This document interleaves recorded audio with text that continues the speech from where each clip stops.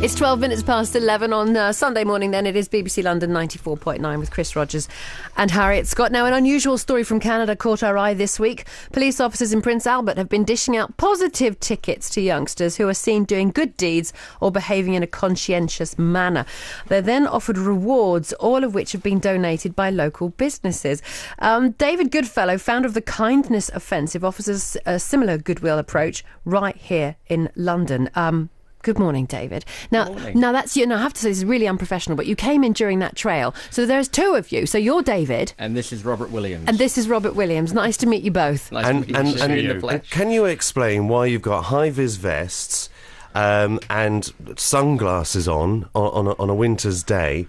What's all this about? We are wearing the official outfit of the Kindness Offensive, which is a London-based group, which is the largest creators of random acts of kindness anywhere in the world. So big up London. Well done, London. And we wear the high-vis because we think it's about time people got seen doing good things and make a bit of a noise at it. And you can't get more visual than high-vis. No, and mirrored Ray-Bans. Exactly. Well, not quite Ray-Bans, exactly. Different brand.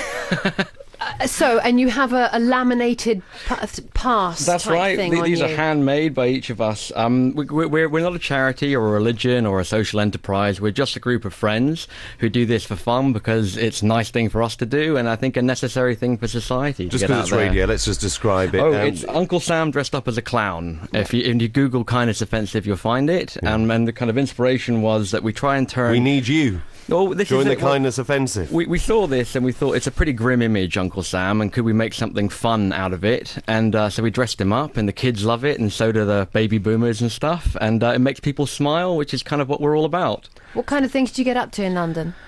We are doing 10,000 toys for children at Christmas, for instance. Mostly children that wouldn't have a Christmas. How are you managing that? Where are you getting your money from? We talk big companies into it. Catlin underwriters have stepped in this year and are helping us to buy thousands of toys for these children, and it's a wonderful thing. They're stepping in not only to buy the toys, but Catlins are coming along to help hand wrap the toys too. We don't accept any money from the public, so if you like the sound of what we do, there's no way to donate to us, so we rely purely on corporate sponsorship because they've got all the funds. We go to them and ask them for it, and we're quite good at it. So these toys are being donated. That's right. Indeed, right. Yeah. They get donated and then they get wrapped and they get delivered. And we get pointed in the right direction where there are some children who never had a toy until we started these runs, and children who don't have toys for Christmas. And we feel it's important because when they go to school or they get back with their friends, what's the first question they're asked after Christmas? Yeah. What did he get for Christmas? Yeah. And we make sure they get something nice. And we tell the companies that are supplying them, they say, well, what do you expect? And we say, well, it's got to be worth at least £7 to £10 and maybe more.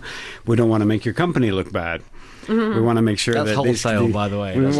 We're deep in the middle of what is one of the largest toy orders anywhere in the world at the moment. In fact, as we speak, some of our team are working the most elaborate spreadsheet you've ever seen in your life. Bigger than Hamley's. It's incredible. It's going to be lorry loads worth of stuff. We've had the men in black. You like the men in high-vis. Oh, well, if only this was television. We're going to take. Obviously, we need a picture when we need to tweet a picture of you both. Absolutely, you definitely stand out. I mean, what do you make of? You're from Canada, aren't you? Indeed, is that yes. right? I mean, what do you make of the police officers in Prince Albert handing out positive tickets? Do you think that's something the Met perhaps should start doing instead of ASBOs all the time and stops and searches? Perhaps going up to kids and saying, look, that's great what you're doing. I think anything that encourages kindness and encourages people to look at things in a positive way has got to be applauded.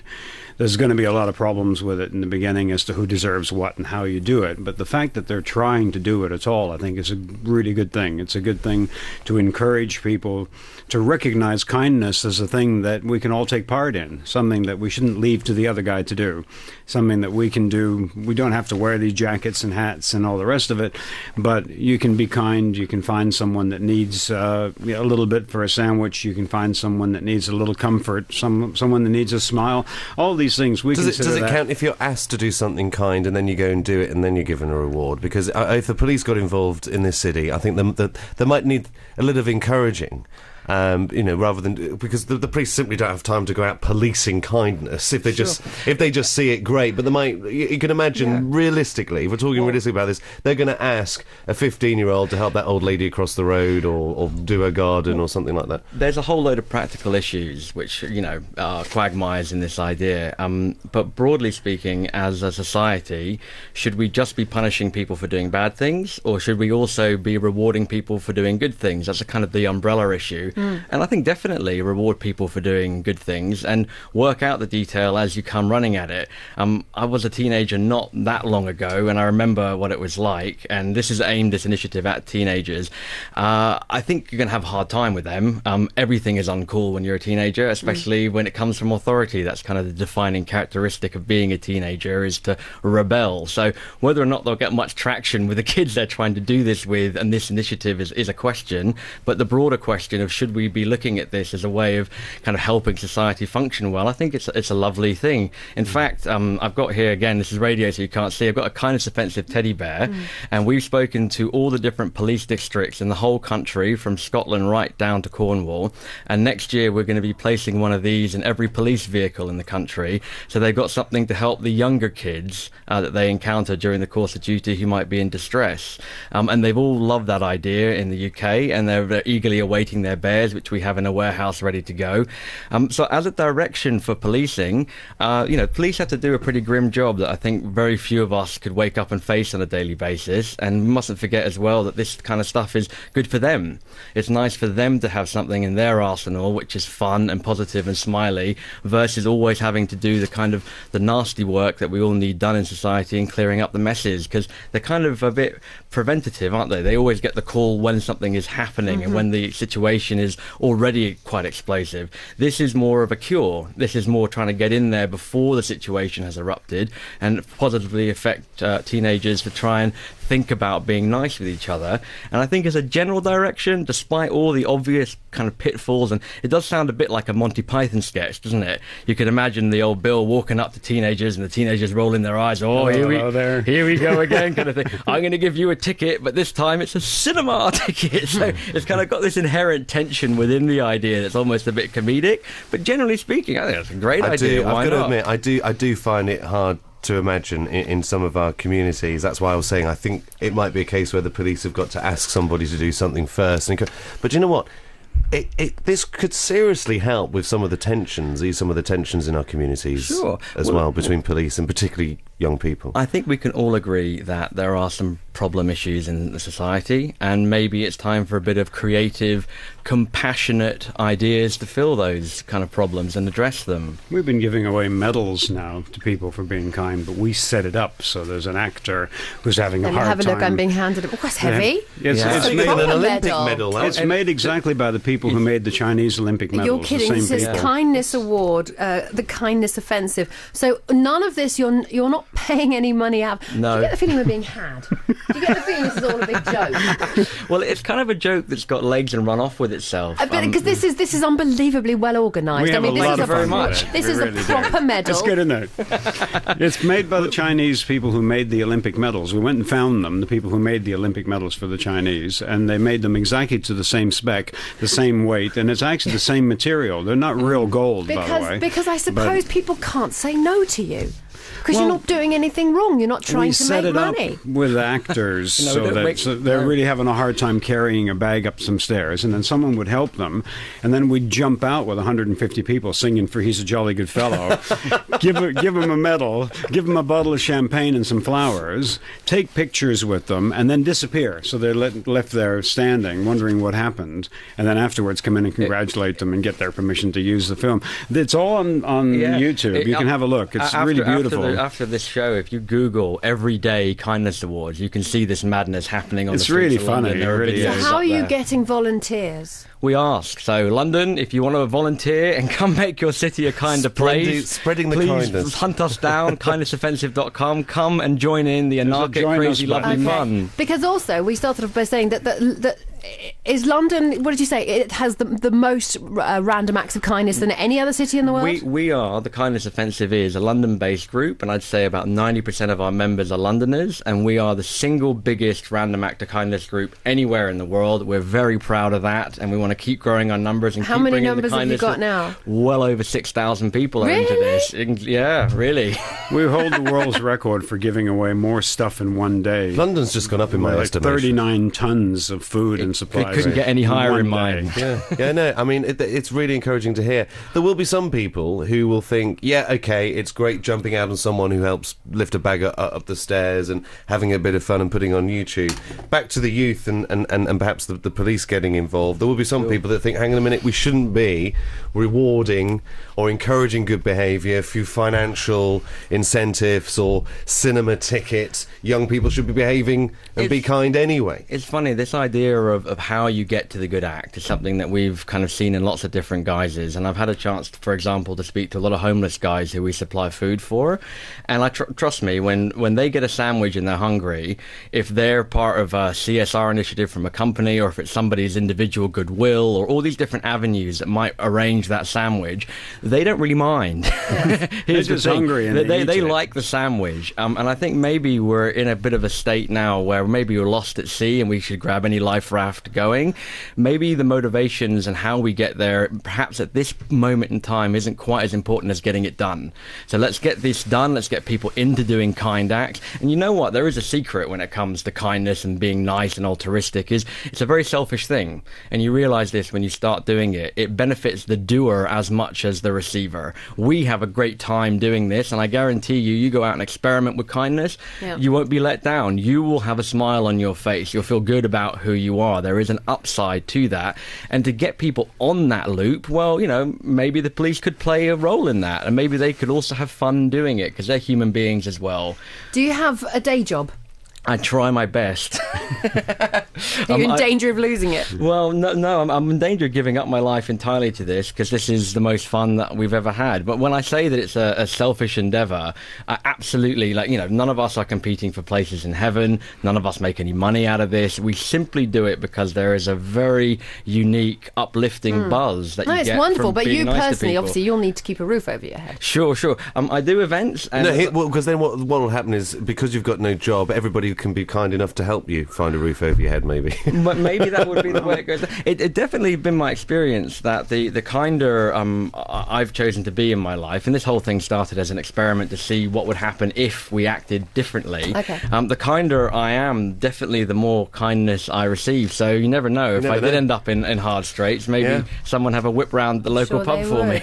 People are giving us buildings now. It's quite funny. We started out, we were given a pub near Camden Town, and we converted it into a really nice community centre where old age pensioners can come in and have book clubs. There can be yoga classes, first aid classes. They can just sit, and there's also a free bookshop where you can take a handful of books away for free. Yeah. And the owners saw what happened to the building. They gave it to us because they were waiting for planning permission to take place. This is Origin Housing. Very kindly let us have this building. They liked what we did so much. Last week they've given us 2 more buildings. Oh, wonderful. Good things do beget Do you good think things. that it's easy to be cynical and yet you have witnessed the wonderful things that happen when you do give people kindness? Perhaps it's easy to think people will take advantage, they'll take too much, and then they'll go and sell on a free book. It's funny. But people aren't like that. It doesn't matter. Like you were saying, does it count? It doesn't matter what they do with it. It's the action that takes place. We're just trying to bring you down. You realise that, don't you? You know what? We're trying to ruin your day. You're too happy. Are we being a bit cynical? Harriet and I being cynical here. You talk about ease, yeah? Is it easier? Well, maybe it's the kind of natural reflex as a city dweller to go into cynicism, but I actually put it to you that it's harder to maintain cynicism. But have you ever seen acts of kindness in the rush hour in London? We call it the rush hour, the rush period. We've done them. Have you done it? Have you rewarded? We've handed flowers out to people in the rush hour, handed chocolate bars out to people in the rush hour. Do they call the police? No, we've even had people dressed up like You've gorillas. been done for harassment. Not yet. I have not seen much kindness during the rush hour. I would say though, cynicism is a very, very hard thing to maintain, especially if you start experimenting with kindness. And I'd invite, we're near Oxford Street here, walk down Oxford Street with a scowl on your face and see how hard it is to get through. Try the same walk back to the studio with a big smile on your face and see how much easier it is. Cynicism and being kind of moody and not putting your kindness on your sleeve actually makes even simple things like walking down the street harder. So I'd say that it's not easier to be cynical. It's a lot of work to maintain cynicism because people are awesome, wonderful. We've all seen people struggling with bags and stuff. People do jump in. Yes. It's a part of the human condition, and you fight it with cynicism at your own. It was only the other day we were talking about pickpocketing, weren't we, in London? But I do remember I had a rucksack that had a bit of a zip open. And I put it to the test. I just wanted to see how many people were aware of pickpocketing and how helpful they were. But I was constantly stopped by people. Sure. This is just a little mini experiment I did, just to fill the gap in the middle of the day. I was just curious. People kept telling me, your zip's open, mate. You're gonna lose something from your rucksack. Someone's going to take something. So people do look out for each other in London. I will give you that. The reason why I picked on the rush hour is everybody is very insular during the rush hour. They're just trying to get to work and survive the overcrowded trains and tubes. We all have low moments and high moments, and there are definitely moments where you could come up to me with a flower and I'd probably push you out of the way to get on that next Northern Line train. But so it's up and down. But as a general speaking, about the human condition, I've got a lot of faith that people are genuinely quite nice. And That's nice to hear. Given half the chance, people do jump in and help out. Well, they have. If it wasn't for people joining in, we wouldn't be able to do what we've done. This isn't a small party thing. There's thousands of people have actually joined in, and big companies have turned around and said, here, we've given away over £5.5 million worth of stuff since we started in 2008. And it's an interesting thing because there's lots of different people doing kind things. There's religions and NGOs and lots of different groups, but kindness and the idea that we could be nicer to one another is, I don't know, maybe we're going to get a listener on now who disagree with this, but most people I've spoken to are really up for it. And so they you're all recognise dressed up for it. What's going to happen now when you leave here now today? What's the next big thing that's going to happen? The big thing that's coming up on the horizon is we are going to try and break the world record for the most gifts given away at Christmas time.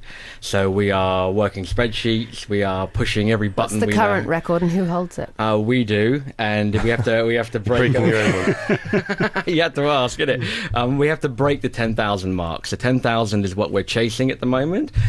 So thanks to Catlins, I'm hoping that we will go right through that wall and out the other side, and that means a toy for every single child in hospital in London. That means most of the orphanages, and also the great charities who, like us, give their time for nothing and work endlessly, like Kids Company, Kids Out, all these different groups who get together to make sure that deserving children actually have a lovely Christmas. So it's a huge endeavour for us. I know no one wants to hear about Christmas in November, and more power to you, but nonetheless, that's what we're powering away to make happen. Good luck this to year. you. Good luck to you. I'm glad we had you on because that's so important. Just in case you're wondering, they do have halos above their heads. They really are angels.